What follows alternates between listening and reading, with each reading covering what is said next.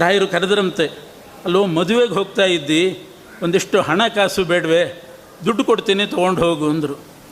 ಮದುವೆ ಅಂದಮೇಲೆ ಖರ್ಚಿದ್ದೇ ಇರ್ತದೆ, ಬಂಧು ಬಳಗ ಬರ್ತಾರೆ, ಖರ್ಚಿರ್ತದೆ. ಇಲ್ಲ, ನಮ್ಮ ಅಪ್ಪ ಅಮ್ಮ ಎಲ್ಲ ವ್ಯವಸ್ಥೆ ಮಾಡಿರ್ತಾರೆ ಅಂತ ಇವನು.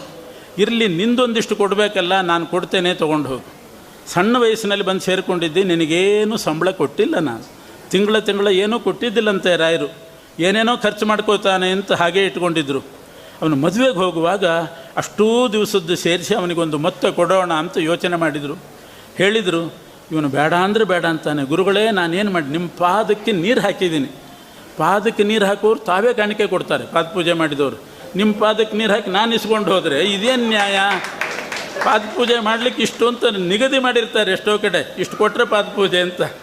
ನಾನು ನಿಮ್ಮ ಪಾದಕ್ಕೆ ನೀರು ಹಾಕಿದ್ದಕ್ಕೆ ನನಗೆ ದಿನಕ್ಕೆ ಒಂದು ತಂಬಿಗೆ ಹಾಕಿದ್ದೀನಿ, ಒಂದು ತಂಬಿಗೆಗೆ ಇಷ್ಟು ಅಂತ ನಾನು ಮಾಡಿದರೆ ಎಷ್ಟು ಅಂತ ಸಂಪಾದನೆ ಮಾಡಿ. ಬೇಡ ಗುರುಗಳೇ, ನಿಮ್ಮ ಪಾದಕ್ಕೆ ನೀರು